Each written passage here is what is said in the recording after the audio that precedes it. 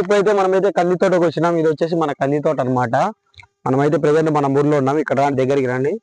ఇప్పుడు వచ్చేసి మనం కంది తోటలో ఉన్నాం. సో ఇవన్నీ కందికాయలు అనమాట. సో మనం పప్పు చేసుకుంటాం కదా దీంతోనే. ఇవి వచ్చేసి ఫస్ట్ పచ్చిగా ఉంటాయి, తర్వాత ఎండిపోయిన తర్వాత ఈ విధంగా అవుతాయి. ఈ విధంగా అయిన తర్వాత దీంట్లో వచ్చేసి పప్పులు కందిపప్పు అనేది ఈ విధంగా అనేది తీస్తారు. సో తర్వాత వచ్చేసి దీన్ని మిషన్ ఆడిస్తే హాఫ్ అవుతాయి. సో దీంట్లోనే మనము పప్పు సాంబార్లోకి అందుకు యూజ్ చేసుకుంటాం అనమాట.